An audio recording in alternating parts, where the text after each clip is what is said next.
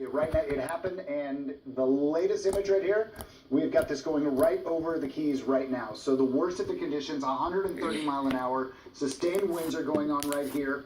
We now, because of that, we also can't get the pictures to you. A lot of our stations are not down, so we can't get some of that stuff to you. But it's been making these wobbles, as I was saying. Looks like Key West is going to be on the left side of it, so you'll have the winds coming from the north, Marathon Key on the other side, so you have the winds coming from the south. I will tell you there is a ton of wave energy that is being spread up here from the Keys in towards the Miami area. They're going to see a lot of this energy pull up here over the next couple of hours, so tons still to go right there. And this is a Cat 4. So, guys, we've had 10 Cat 4 hurricanes hit Florida in the last 150 years, 2 Cat 5s. So this is a really big deal hitting Florida, and it's a storm that's been strong for a long time, so it's accumulated a lot of energy. It's going to continue to pull over the water. Mark had a yard sale yesterday. He really had a big turnout. It starts to attack the storm a little bit and break it down, and that's great news. But we have a long ways to go, and a lot of the coastal areas here that are going to deal with very kind of microclimate issues with the direction of the wind, the direction of the bays, where the rivers and inlets go there, and elevation. So some people are going to get storm surge at different times. It's not all going to be one specific thing because this storm is riding up along the coast. If it were heading straight into the coast, it'd be a very much easier forecast. But because of all of these inlets, and because it's riding up the coast, it's a much more difficult thing to see exactly where the storm surge is going to be the worst. I will tell you also, because it is not just a single point, we will feel the hurricane force winds all the way up the coast. And because of this rotation, all of the winds on the east coast of Florida are still coming onshore. So we have storm surge warnings up and down the Florida east coast, and watches and some warnings even across parts of Georgia and South Carolina. So a lot of energy coming in here, all the way towards the Carolinas, and eventually a lot of wind and rain getting in towards Georgia and Alabama. We're going to see power outages probably up towards central Georgia from this, with winds that are going to be gusting to hurricane force. That will topple a lot of trees. Have power outages far inland here. That's tomorrow night. How important is it not to downplay this storm? Because you have a lot of people, whenever a storm is, oh, it's not going to be as bad as you actually think.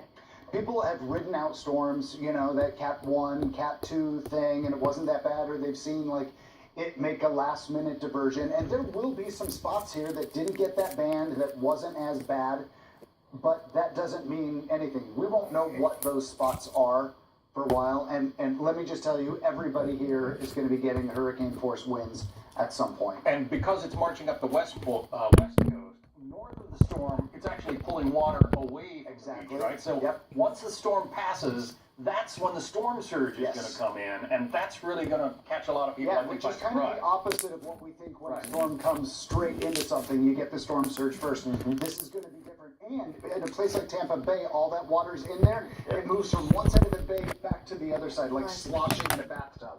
Water's got to go somewhere. Yeah, Frank, thanks a lot. you bet. Appreciate that. All right. We're going to have the governor of Florida on in just moments here on the program on Fox and Friends. He's going to give us an update live of what's happening across his state. As we see that right now, Hurricane Irma has made landfall in the Florida Keys. Right now, though, we're going to go to Brian Yanis, who is in Miami Beach. Some serious sustained winds we saw earlier in the program. They are picking up. Brian, how you doing? We're doing all right. Yeah, these are the most serious winds that we've seen, and they continue to, they're staying. That's what makes them sustained. You know, when we first got here, I would say the winds would be around 20, 30 miles an hour, and then when we got on air with you guys around 6 o'clock or 6:30 especially, it's just stayed this way. Really, truly, just showing just how powerful this storm is. Southwest of Miami from here, but we're feeling hurricane force type sustained winds here, at least, knocking us over. So, I'm just feeling for our friends in Key West down there who are going through just an incredible pounding right now, because we're so far away from Key West and yet feeling so much of this storm, and that's what's going to happen as it continues to move up. I'll just show you a shot now. Guys, you can just show the rest of this. Is downtown Miami. This is Biscayne Boulevard. See the flooding that we had talked about before. It actually is moving a little further up. We're seeing more flooding over here, and I think we're starting to see more water being pulled in here by Biscayne Bay, at least blown in, because it's been really coming from the bay. Miami here and downtown is surrounded by that bay. We've been seeing the water just kind of spraying in a lot more than when we first got here. The Metro mover there, we've been seeing that all day. Pieces have been falling. We saw stop signs fall. Ooh, And this that isn't sun is just here in pretty. downtown Miami. Reports I just, up and down. out the corner of my eye there, it's like, whoa. Along Hollandale Beach and Fort Lauderdale Beach and Hollywood and Miami Beach, of this type of wind and rain, down trees, down signs, more and more people continuously losing power. So, and again, they can't stress it enough. These conditions are going to be like this for a long time. When I was in Hurricane Wilma back in 2005, and I was with my family, we lost power. We were surprised by how long we were without power, and it really was, the storm was a Category 3, but it just stayed, and kind of hit us twice. That matters, how long these winds and rain are in place. And with these kinds of conditions, the gusts, I'm only standing because we are protected on both sides, but these gusts are just pulling in, and the trees, you can just see it. I mean, it's remarkable, really, here in downtown Miami. And again, I think there was a little bit of the maybe letting their guard down a little bit as the storm was tracking west or whatever what it was doing. But no, this is exactly what Rick and Janice and all of them have been saying. It is one of the most powerful storms that's ever hit Florida. And no matter how far away you are, you're going to feel it just like this here in downtown Miami. Guys. Hey, Brian, Rick just kind of walked us through storm surge and why that could still be relevant on your side, on the East Coast side of Florida. Where you're standing right now, will that area specifically be susceptible to storm surge? How far are they saying it may go in? We're watching. I can't give you the latest forecast because I haven't seen it in terms of storm surge, but initially they were talking upwards of 5-6 feet, and frankly, when you look at the forecast, they're saying 3 to 6 feet, and we've been watching Biscayne Bay here to see how much of this flooding is actually from the storm surge. This is a mandatory evacuated area. It's all of downtown because they expected a storm surge to come in here and completely inundate this road. So we've been keeping an eye on it. We're at a high, we have a high place. We have a bailout plan. But right now, what we've been seeing is more and more of that water, I think, being blown in from Biscayne Bay, which is no more than 500 feet away. Oh, we have a bailout plan. And so, we know that there are boats tied up on the other side of these trees, but closer to the American Airlines Arena, which you can no longer see because of the rain. They were tied up, and I know they've been rocking because that wind has been coming from that side, from the Miami Beach side over there, and also from the Port of Miami, just pushing this way. So, I mean, once this stops, you're going to check those boats because they've been really gusting those winds from exactly that area. But again, we're keeping an eye on the storm surge, and really remember the warnings were up and down US 1, which is the state highway that came down. That's why they evacuated so many people. Everybody east of US 1, there's so many homes. Talking about a storm surge that could come in miles, so that is why so many people left, and rightly so, because once that storm surge comes in, it is the #1 killer. And we're not just talking about 3 or 4 feet from the sea level. It's 3 or 4 feet from you standing on ground, and in some cases more, 5 to 10 feet. And that is why it is so important that people heeded those evacuation orders, because again, they were saying that on Miami Beach. They were talking about Miami Beach being inundated. That is why the curfew went in place, and they said, please leave Miami Beach because we will not be able to get to you until this storm dies out.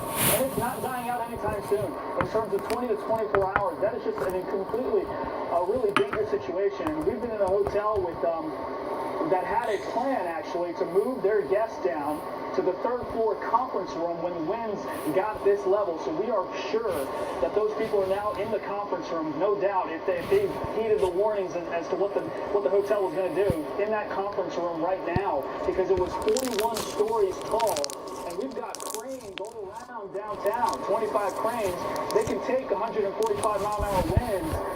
But still, it's a scary situation when you see arms that are supposed to move in the wind. It's still scary to see that. And, it's a dangerous situation with all these high rises that are here. Yeah, guys. We want to make sure you stay safe out there. We're going to bring you right back after this. We want to get to, though, the mayor of Tampa, Bob Buckhorn, who is going to be in the heart of the storm in a matter of hours. Mayor, great to have you on. Our thoughts are with you today and the days to come. You were just listening to Brian there about the surges, and in many cases, we're talking about, 6 to 10 to 15 feet that are higher than people's homes in your area. What is your biggest concern this morning? Well, that is exactly right. I think we will survive and sustain through the winds and the rain. We're used to that rain, although the ground is saturated here. But it's that storm surge that has us the most concerned. I mean, by way of example, I live in one of those areas. I will be affected by that. My family has evacuated, as have many of the people who live in that level 8 flood zone.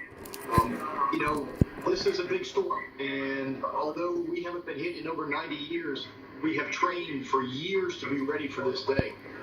Like Bruce Springsteen said, there is no retreat and there is no surrender at this point. We're going in after it. We're going hard.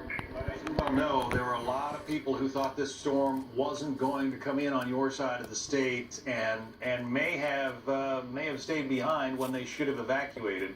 Are you aware of a lot of people in that position, or do you think most people did get out? Well, I know a lot of people got out. I mean, hundreds of thousands of people have gotten out, but you're absolutely right. This was a storm that was projected to hit the East Coast.